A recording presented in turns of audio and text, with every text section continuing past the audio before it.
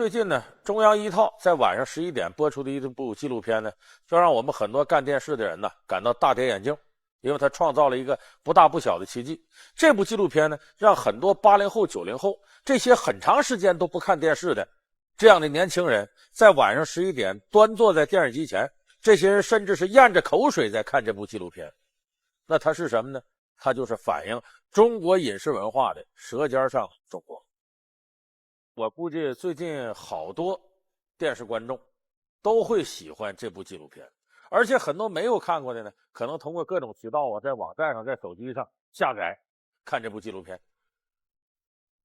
这部纪录片呢，总共7集，它说的就是我们中国非常灿烂辉煌、多姿多彩的饮食文化。这个片子每一集是52分钟，从头到尾呢，基本上把中国呀各个地方这个饮食的基本状况都体现出来了。来，菠萝排骨。而且他非常专注的做呢，这个吃的东西啊，从原材料的收集，一直到最后摆上餐桌这个全过程，就说怎么做的，他都给你淋漓尽致的展示出来。你看这个新疆的馕啊，东北的这个朝鲜泡菜啊，你再往南什么汤圆比方元宵。还有一些非常细致的小吃，像兰州拉面的羊肉串啊这些，在里边都有体现。那么每一个坐在电视机前看这个纪录片的人，真像我刚才说的，经常是一边咽着口水一边看。看完了之后呢，有好多朋友啊跑到网上去搜。你比方说这个毛豆腐，这个片子播完了，毛豆腐这仨字在网站上的搜索量是过去的48倍。数据显示，《舌尖上的中国》开播后5天，共有584万人上淘宝找过零食特产，搜索次数达471万次，有2005万人浏览过相关美食页面，成交729万多件。所以有人呢管这部纪录片《舌尖上的中国》叫什么呢？叫吃货宝典。当然我们说这个吃货呀，我觉得不是个贬义词。饮食男女，人之所大欲存焉，谁不喜欢吃点好的东西呢？所以说吃货呢，也代表着对美好生活的一种追求。这部片子呢，可以说中央电视台的工作人员是下了很大功夫的。从这个策划开始，一直到最后成片，用了是1年001个月，13个月时间。派了前期调研员，派了3个人到各地方搞调研，就该拍什么。最后在全国呢，确立了70个拍摄点。你想，全国70个拍摄点，基本上把有代表性的这个饮食啊，差不多都囊括起来了。然后用了大概是8个导演，15个摄像，后期3个剪辑师，而且用的完全是高清设备拍的。所以你看，那反映这个食品制作的画面、色香味的画面呼之欲出，特别逼真。我简单给大伙说，它有2点是这个基本的，它能够收视率提高的要素。第一个呢，我们看这个片子里面呢，它反映了很多就是家乡的事儿。你看啊，什么老大爷、老大娘、母亲、姐妹、婶子、大爷，这些人坐在一块儿呢，做这个饮食，做那个饮食，勾起了很多人呢对家乡的记忆。我小时候认为什么东西好吃，这个感觉带一辈子。我小的时候吧，家里这个偶尔的炸一炸丸子，我对这个炸丸子我就觉得好吃。后来这么些年，一直到现在，我一见到丸子，不管它里边什么馅的，我都觉得好吃。其实它味道不一定好，但是感觉上第一眼一看我就有食欲。所以这个片子呢，就是通过这些细腻的笔触呢，让你感受到家乡的温暖，妈妈的温暖。很多人看这个片子同时呢，也是一种怀旧。妈妈包的饺子，父亲的拿手菜，热气腾腾的手擀面，才下舌尖，又上心头。这是家的味道，乡土的味道，它萦绕在每一个远方游子的记忆之中，回味悠长，一生难忘。舌尖上的中国呢，给我们提供了一个返璞归真的绝对理想状态的中国饮食世界。可是如果我们拿这个呢和我们现实当中的中国饮食状况比呢，你就会发现这个差距是相当明显的。有的朋友进了超市不知道买啥了，今天买完这个，第2天电视报道说这里有问题。我们到了餐馆哪儿吃点东西，有人说这里有添加剂，那里有地沟油的，你无法用一双慧眼来判断哪种食品特别安全。那么我们这种现实反过来，就使我们对于小时候家里吃的东西怀有一种特温暖、特安全的记忆。所以这是比照现实，我们对这个片子产生认同感的第一点，也就是说对安全的认同。第二个，对食不厌精、脍不厌细的认同。这句话是孔夫子说的吧？就说这个吃什么东西啊，精工细作。这一点我们在这部《舌尖上的中国》里处处可以看到。它细到什么程度呢？我们就能听到煲汤的时候，你听的声咕嘟嘟、咕嘟嘟、咕嘟嘟这个声音。哎，米酒端上来，冒着那热气的时候，你仿佛就闻到了这种米酒的香气。小笼包马上要揭开屉的时候，呲呲那个声音，你能通过电视里边清晰的感受到。说白了，作为每一个吃货呀，看到这个那真是流口水啊，香啊，勾起你很多味觉上的一种回味。那么我们现在，咱们实事求是说，我们平常吃的能做到食不厌精、脍不厌细吗？能做到片子里头这活这么细吗？肯定做不到。为啥？咱现在这个生活节奏加快了，你哪有那些功夫来伺候一顿饭呢？咱们很多朋友说，为什么现在都在外边吃，不回家吃了？你下了班6、7点钟了，我再做顿饭，吃完一口再刷碗，一看点儿10点11点了，你还想休息休息呢？工作就挺累的了，咱们已经没有那些时间来对付一顿饭了。所以更多的是选择在外边吃，选择吃快餐食品。你像快餐面呢、速冻饺子，我们好多人都吃这个。而这种大量的需求，你吃有需求啊，又使饮食的制造业快速走向了这种集约化、快餐化、规模化。这个一规模化，必然走向一种标准化。假如说我们现在方便面这个面条制作工艺，如果真按照片子里边写的，一些面条从开始选料、怎么手擀、怎么切、怎么打卤，那厂子还能挣钱吗？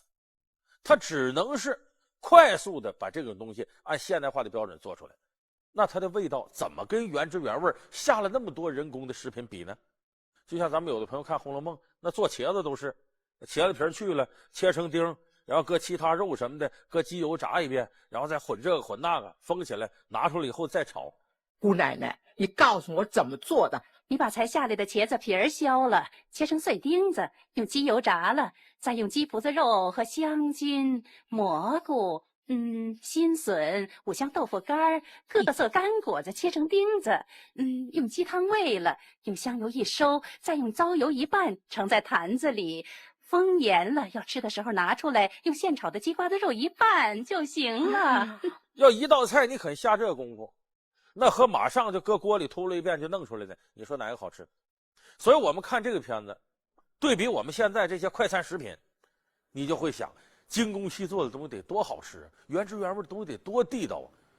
所以第一个，这片子勾起了我们对安全的向往；第二个，这片子勾起了我们对食不厌精、脍不厌细的向往。这部《舌尖上的中国》播出以后呢，引起了网友的激烈反响。我们来看2条微博。第一位朋友说呀，这片子呀，我是看着一边流口水一边淌眼泪。为什么呢？舌尖上的中国倒是很美很诱惑，可是嘴边的中国是什么味儿呢？大肠里到底干净不干净呢？你看他说的是食品安全问题。第二位网友说呀，这部片子承载不了多么宏大的主题，反而有可能适得其反。有人就把它解读成这是对当前中国食品安全问题的一次反讽，认为这里边展示的美食终究不过是一场梦而已。第三位朋友说，现在我们的生活节奏越来越快，原来的精细讲究已经变成了批量快餐了。那么既然精细，你就很难做到批量，快餐就做不到讲究。你真想追求这部片子里的美食吗？你可能就要抛弃工业文明时代的生活，去追求返璞归真，你愿意吗？咱们今天这期节目呢，我说它叫舌尖下的中国，咱不是说食品安全问题，也不是说快餐的工业化问题。我要说的是什么呢？这个片子展示了特别理想的中国饮食文化，可是我们历史上的中国饮食文化真就像这个片子里说的那样多姿多彩没有瑕疵吗？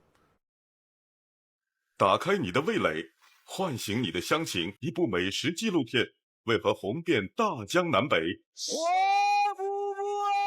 山珍海味，煎炒烹炸，饕餮盛宴的背后隐藏了多少不安与困惑？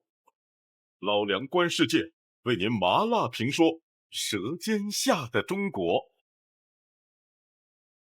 传统下来的中国饮食文化本身，它也有一些不科学、不文明的地方。我们要怎么样正确的认识我们老祖宗留下来的饮食文化？首先一个呢，中国这个传统饮食文化有一点被现在的营养学家广为诟病，什么呢？叫重口味轻营养。就你看咱们一提说这个吃饭这菜叫色香味俱全，色香味这3点都是外观和第一感触，他就没有提及到这个菜本身的营养成分。咱们中国这个传统饮食啊，过于重视味道。你比方说咱们传统的这饮食里，要想把什么东西做得好，一个是放油，一个是放盐，咸鲜味的它刺激你味蕾啊。所以咱这个传统饮食文化里边，你发现用油用的最多，这跟西方的饮食文化出现很大差别。我们好多的菜呢都要通过油这种高油脂的东西来弄。我就知道曾经有那么一个村子，一调查说怎么高血压高血脂发病率这么高呢？原来这村子人甚至豆油都不吃，人就吃荤油，说你搁豆油炒的菜不香。所以我们特别重视这个味儿，包括放盐。你像我作为东北人，东北人吃饭特别咸，这是不科学的，所以造成呢高血压呀这些毛病特别多。就是过分的重视色香味的话，你会发现一定会油盐调料放的多。所以有的人说我们吃菜吃什么呢？就吃调料呢，就吃佐料呢。咱们现在有的朋友呢不自个儿做饭，那你到哪儿去呢？想吃点好就到饭馆。饭馆为了把客人留住，你记住他非得加上各种各样的味儿不可。我作为一个糖尿病人，我对这个体会非常深。就是我去饭馆，我一再告诉服务员菜里别放糖，可是你发现很多菜拿上之后呢就有糖，就是他原先在拌这个半成品的时候里边就放糖。为啥不放糖？它调不出味来。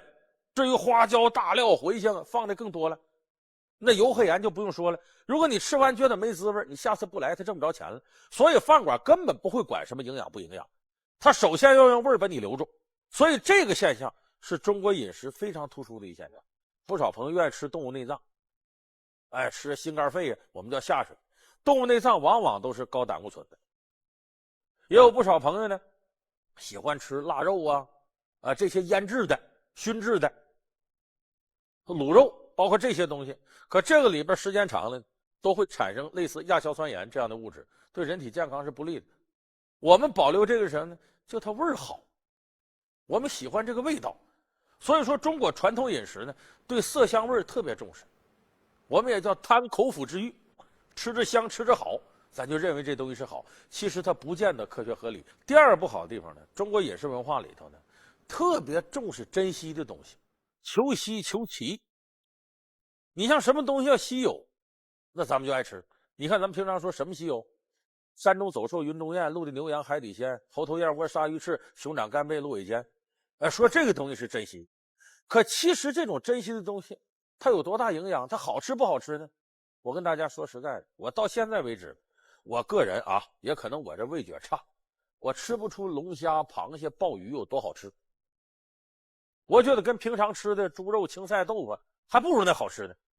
可是有很多人特爱吃这个，你看龙虾鲍鱼螃蟹乌龟蛇穿山甲，反正珍稀动物。我2003年以前吃果子狸，最后吃出事儿了，闹出非典了。好多人喜欢吃这个，他为什么呢？这是有我们传统文化里不健康的因素在里边。过去谁能吃到这玩意儿？帝王将相有身份的人。所以咱现在如果要偶尔你吃这么一顿，顿时觉得身份倍增，脸上都泛油光。所以求珍惜往往是现实社会里阶级地位的一种反应。所以在饮食上呢，它就分出3、6、9等来，而不管这个东西真是有没有营养。咱们以前节目里也做过，那个燕窝那个东西没那么大营养，包括鱼翅，它就是珍稀，没多少营养。可是咱们有很多人呢追求这个东西，认为这是好的，就是求珍稀。求珍稀的背后是什么呢？是我们的等级观念在大脑里头在作祟。在这方面始作俑者呢，中国有个大家叫苏东坡，一辈子经常得罪皇上，被这个贬到这儿贬到那儿，反正南到海南岛，这个东到福建那边，苏东坡是走遍了。苏东坡就是一个天生的大吃货，他见什么珍稀东西都想吃，别人不敢吃他敢吃。你看咱现在说什么第一个吃螃蟹，第一个什么，苏东坡有好多个第一，别人不敢动他敢吃。结果苏东坡名气大，他还以这个呢沾沾自喜，给后世文人带来一个不好的习气。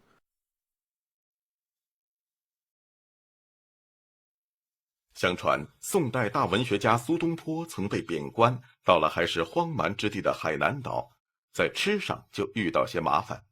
为此，东坡诗云：“古人顿顿食鼠欲，见以熏鼠烧蝙蝠。初闻蜜鸡常呕吐，烧尽蛤蟆原习俗。”由此可见，在颠沛流离的境遇中，苏东坡吃过癞蛤蟆，也有很大的嫌疑吃过烧蝙蝠和老鼠。正所谓文人不幸天下幸，令人匪夷所思的稀奇美食，很好诠释了东坡居士酸甜苦辣的一生。重珍惜背后还有一层意思，重进补。咱们有观念是吃啥补啥，其实这个观念在现代科学里没有必然根据。还有第三个，对动物有些残忍。你比方说这个有一道菜叫泥鳅钻豆腐，把这泥鳅啊搁到锅里头，搁豆腐放一块，然后焖上，底下咕嘟嘟嘟嘟嘟就炖。这泥鳅怕热呀，就往豆腐里钻，最后活活在豆腐里边被烫死。所以这泥鳅的味儿呢都进豆腐里头了，底下那汤的味儿更鲜美。这道菜其实严格意义上来讲就属于一种虐杀。你记住，凡是我们虐杀动物，往往都跟人类创造的刑罚有关。这叫啥？这叫请君入瓮。武则天时候，两个酷吏，一个周兴，一个来俊臣。武则天要收拾周兴，来俊臣就把周兴请进家吃饭，说周大人呢，我有个犯人，怎么跟他就是上酷刑他都不招，怎么办？周兴说简单，你呀咕嘟嘟嘟点火，上面有个大罐子，然后把犯人搁罐子里边，你看他招不招？哎，来俊臣说这好使吧？好使，好，起火放罐子，也烧差不多了，站起来对周兴说：“周大人，请君入瓮吧，你进里边待着吧。”哎，这请君入瓮的典故，你看这泥鳅钻豆腐就是个请君入瓮的过程。有些还过分呢，你像醉虾，咱有不少朋友也吃，把这虾搁到酒里头，其实他没死，他醉了，然后活生生的就给他煎炒烹炸就吃了。比这个还过分的还有种叫铁板甲鱼，就把这甲鱼啊王八搁这个煨好了调料的这个凉汤放到这里头，然后底下咕嘟嘟嘟嘟嘟炖。这一开始一加热，这甲鱼热了它就渴，它就把这个带佐料汤喝肚子里去了，然后一点点的炖，慢慢就把它炖熟了。炖熟以后，这甲鱼肉里边有汤，外边有汤，那个佐料的味儿都进到肉里头了，那吃着相当好吃。可是你把这个过程还原一下，你琢磨它残忍不残忍？有这样的，有的人这么做了，那甲鱼在锅里翻滚，哎，这个人还起了慈悲心的，看一眼这甲鱼盖上，哎呀，没事没事没事，一会儿熟了就不疼了，现在疼，你看，不假慈悲吗？所以我觉得这个过程，就跟现代文明有些东西是完全相悖的。那当然了，比这个还有残忍的呢。有的地方吃过活猴脑，活猴脑袋敲开吃猴脑，这个是现代文明绝对排斥的东西。咱们有部片子《满汉全席》，里边不就是吗？参赛选手搁这猴脑，很多人指责其实是假的，他用豆腐来代替猴脑。咱们看看这段视频。吃新鲜的猴脑不需要任何烹调，最重要的就是它天然的味道，加点鬼油就可以少说了。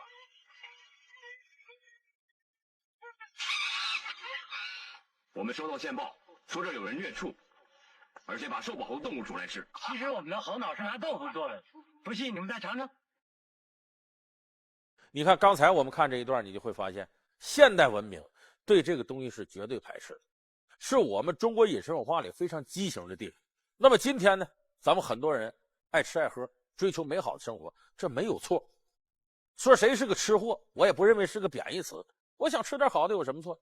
就是我刚才说《舌尖上的中国》展示了中国饮食文化灿烂美好的一面。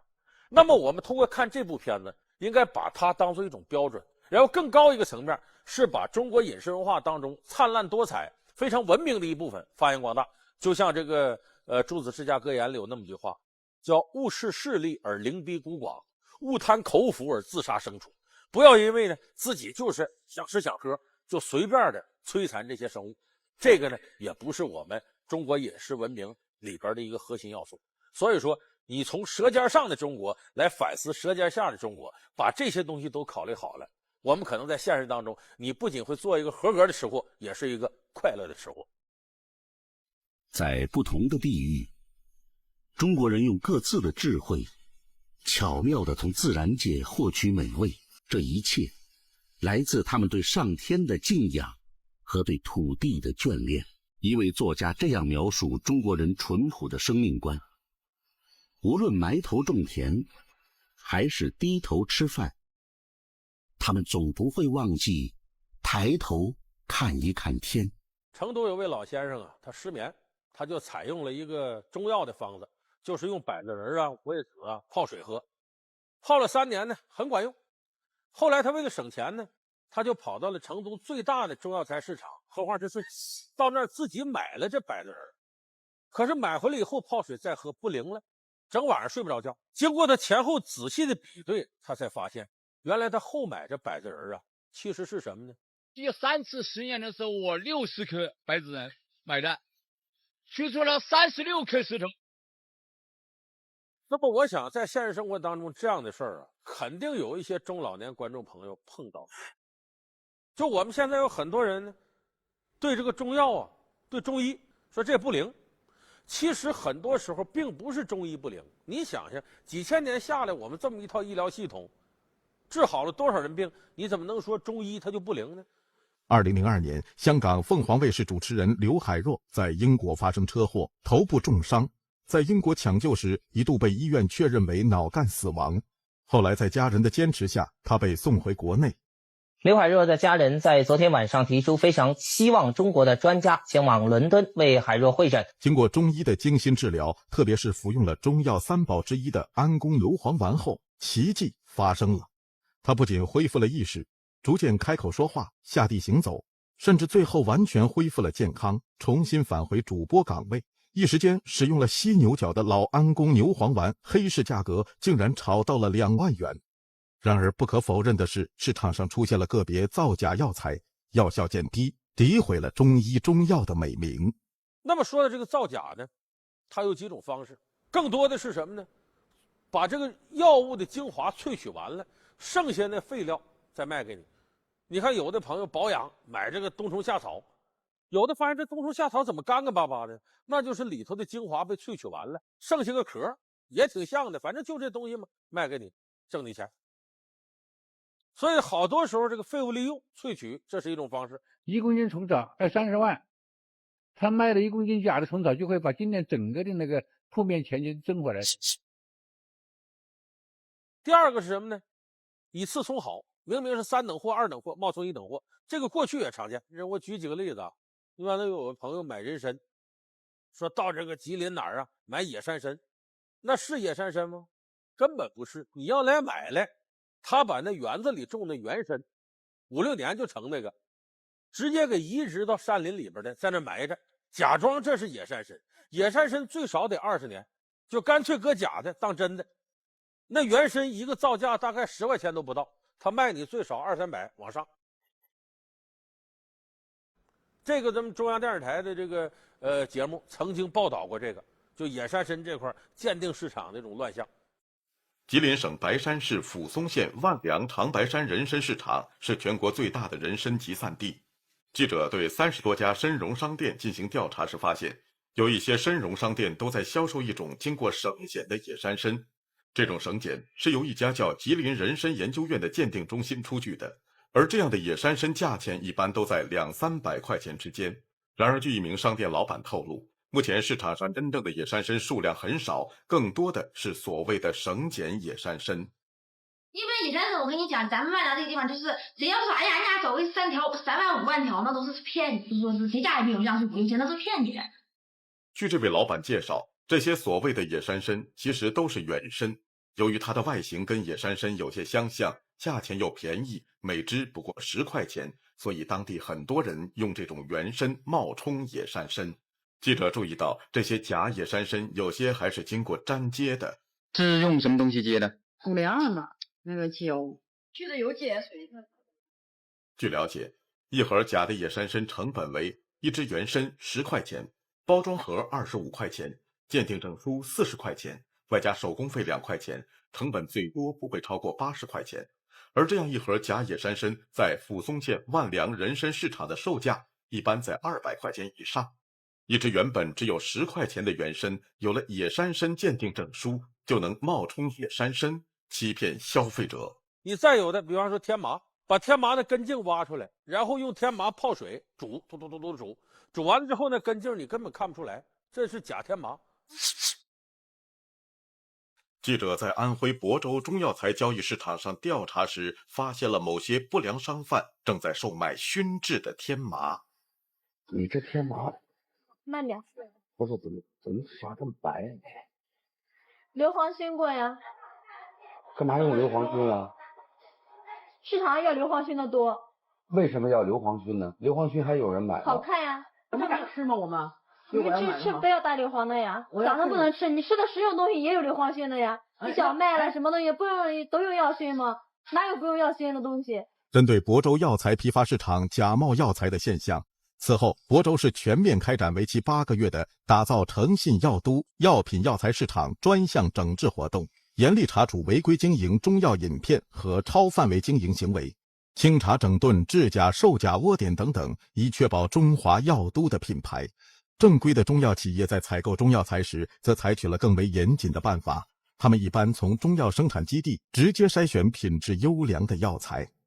产地我们直接从我们基地上来收购。一年的基本上我们在产生的时候我们收来以后呢，我们自己处理。咱都知道说当归补血，不完全是，这个当归分得很细。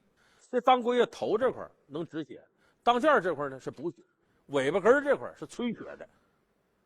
过去的当归采下来一段一段切好了，一钱一钱算的是很精细的，哪段干什么用。咱这里随便给大家举几个例子，你就知道。第一个什么原因呢？咱们经常说你这个人呐不地道，这话什么意思呢？原来根儿上是不到地。什么叫到地呢？就说我这个产品呢，比方说这药材，你从哪儿出的，这个地方产这个药材才是正宗。比方咱们说这个当归，那得是甘肃易县的，咱比方说生地，那是河南焦作温县，山西一带的，这才正宗。所以咱们有的看老中药房门口经常写着，比方这个中药牌子叫张同泰，张同泰道地药材，就说我这东西很地道，是原产地的。也就是说中药呢，你要讲产地，有的说那不都一样吗？你像板蓝根啊、人参的这些，你换个地方产，跟那一模一样。可是你到那儿做一下切片研究，你就会发现，它的药效有时候相差太悬殊了。经过多年的几代吧，是吧？几千年啊这样的考察，那个地方出的药就是要好的，是吧？你比如说人参，最好的就是东北人参。所以中药自古以来强调道地药材。传统的中药不是不能移植，它有严格的规范。比方说我要种当归，说我现在要从甘肃移到安徽去种去，那好，从甘肃那拿到当归的种子，我到安徽这儿来种，种下去之后长出来了，再用它第2代的种子再种，再长出第3代，第1代、第2代、第3代的当归，咱们都做系统研究，发现呢跟甘肃那边药效是一样的，这才算你移植成功。得经过3代。所以这就咱们经常说居生之淮南则为橘，生之淮北则为枳，南橘北枳。就你换个地方，它那药效就不一定灵了。第2个呢，采摘季节，行话管它叫抢青。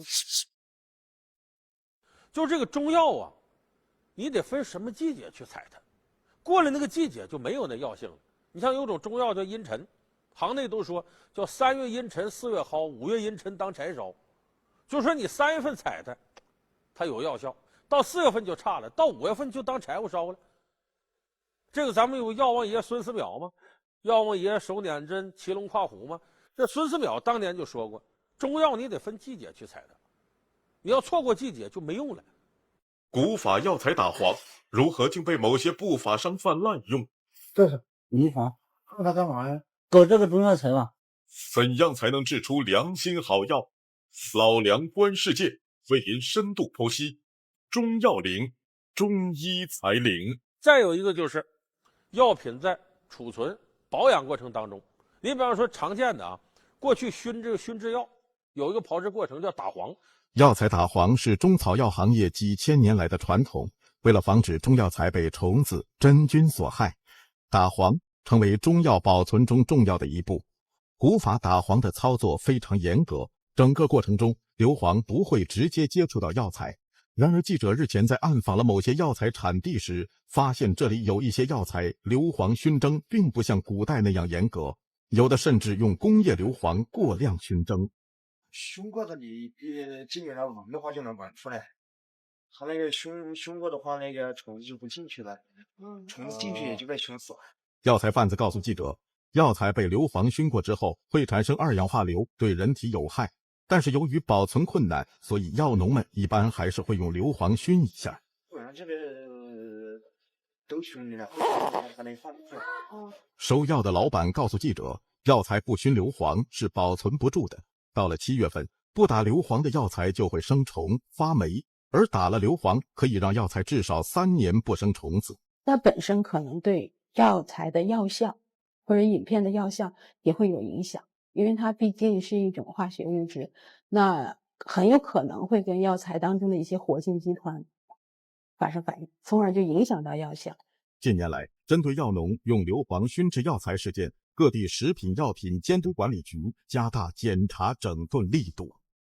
再有第4点，也不能忽视，就是炮制过程当中的问题。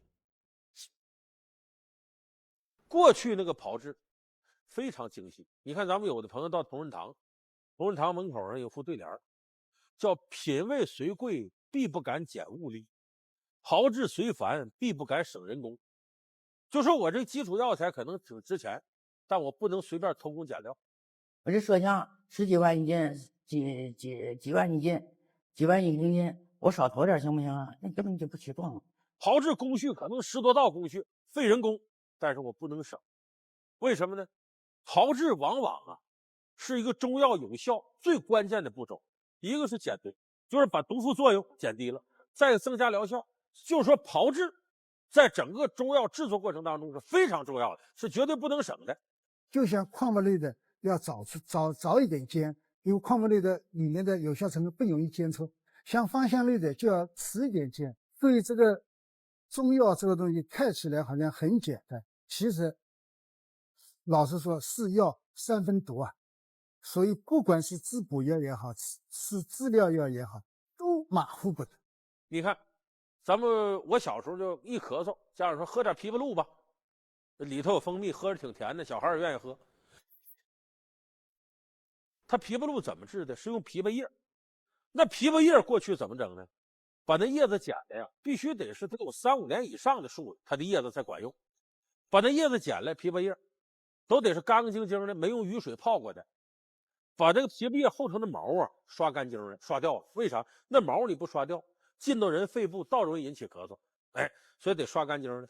刷干净了，把这些叶子呢搁到竹垫子上垫晒，最后都垫成8、9成干，然后再摞到一块，一捆一捆的立着放。等它全干了以后呢，搁刀切成0.5厘米的丝儿，然后锅里头搁点开水，搁点煮熟的蜂蜜，然后把这个枇杷叶搁里熬到最后呢，蜂蜜还粘上了，你摁还不粘手，这时候枇杷叶才能用来做药。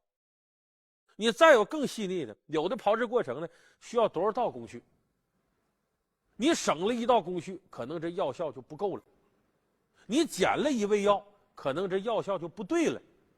这种事儿非常多。你看那个大宅门，这是白景琦家百草厅，不是他儿子白敬业呢？在药里头偷工减料，说这谁能知道？不一样卖吗？白景琦一看不行，把药都给我烧了。说这缺了得了，是谁看不出来？他提出10个字，叫修和无人见，存心有天知。就你自己干什么是别人没看着，你要这样的话，这中药这行当还能存在了吗？我这不是为了快点吗？这就快点啊！这就偷工，不就少2道吗？那药不能吃了，1道也不能少。这都是药，这不像你买双鞋去，说我买的不合适了吧，我还可以换一双。这都是给人吃的，况且都是给病人吃的。弄不好就得弄出人命来。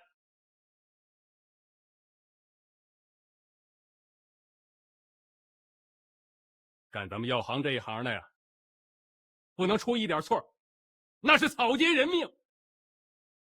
还是那句话，修和无人见，存心有天知。点火。所以大宅门里边这段视频我们看下来，你会很感动。就说老一辈的人，他不是不想挣钱，可是他有个行规约束，在制作过程当中随意就节省某一个环节，最后造成什么？药效不行，达不到标准。膏方做好以后，我们医生根本不会去尝的，也尝不出来。我怎么知道这个里面药是熬得好的？不行，这个2个字就凭这个药工的良心。那么当然，我们刚才说这些呢，只是说是生产销售这些环节，还有的我们自个儿有的时候啊，对这中药也不是很了解。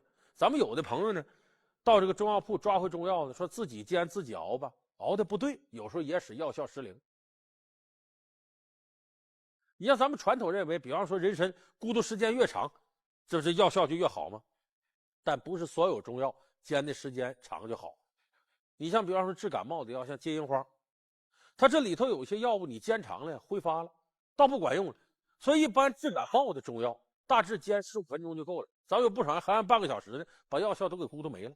所以这方面呢，我们也需要加强对中药的认识。你既然认为中药管用，那你多了解了解中药的性能，不要求你背汤头歌什么的吧，你没事看看本草啊，了解了点这个，有点好处，这也是。说到有关中药的药性问题啊，其实电视机前很多观众朋友，包括一些网友都非常有发言权，因为他们都使用过中药。你看网上这几位朋友就发表意见了。第一位朋友说呀，我母亲呢，发烧7天，淋巴结肿大，打了7天抗生素不见效，后来内服外用，我用了7天中草药好了。我觉得中药还是灵的，尤其是对一些慢性病啊。那第二位朋友说，我这个治痤疮啊，吃了10几副中药不管用，后来一调查才发现不是中医不管用，而是这药本身就有问题。第三位朋友呢，说的更是一针见血，说中医流传了几千年，肯定是管用的，可是你要药材不好使的话，那么中医本身就没什么功效了。所以还是那句广告语，药材好，药材好。3年服用的良药妙方，为何一招竟然不灵了？说老板，你这个药怎么的？他说正常的。怎样才能识别真假中药材？无法药材打黄，如何竟被某些不法商贩滥用？这是银黄，用它干嘛呀？搞这个中药材啊。怎样才能制出良心好药？老梁观世界，为您深度剖析中药灵，中医才灵。所以眼下呢，这种状态呢，我倒觉得我们应该好好反思一下。现在有一个很关键问题是，你比方说这个中药我们说分3样，传统的中药材、饮片再加中成药。那么这里头的药品具体的标准是什么？咱们有药品管理法里有，可是中药不同地方生产的里头很可能就不一样，它炮制工艺差一块，复方的药就不一样了。所以这方面的标准我们急需要出台一个统一标准，而这个标准执行又有2条道，一个是种植的标准化，一个是制药的标准化。刚才我们说的炮制那是制药标准化，还有种植的标准化，就是这个地方我能不能种这个药，这个药材在这个地方长出来管用不管用，我用什么样的方式来种，比方说不能上化肥，不能上什么激素，然后阳光、空气、水、土壤这些合不合适，你得有个标准，就只有符合这些条件，你种这个药才管用。所以呢，今天我们说这个有关中药这方面，其实是影响千家万户的大事。咱们现在有不少中老年人很相信中药，而且中医这几年也很火，但是你想让它持续火下去，让它发挥治病救人的效力，必须得药灵才可以。咱们眼下这种状态呢，在整个的中医这行业之内，很多部门也确实支持这个中药。为啥？咱过去中国人看病，你看原先生产队时期那赤脚医生，为什么他能够长期的存在呢？主要用中草药，就地取材，成本低。你这个西药经过规模化生产，经过一些什么的，它的药价就上来了。如果中药能够广泛使用的话，药效还灵的话，不很大程度能缓解看病贵的问题吗？看病这价钱就降下来。所以说解决中药市场现在的问题，其实就是解决一个老百姓的身心健康问题，这个事儿是非常重要的。那么当然了，作为我们很多中老年朋友，我们节目结束的时候，我得奉劝大家一句，有不少的老年朋友吧，相信中医，相信中药，还相信自个儿呢，自个儿买点什么玩意自个儿爆，自个儿弄这补啊什么的。如果你要吃西药，你都得问问大夫，这行不行？有什么毒副作用啊？中药同样，它的毒副作用可能小，但不等于没有。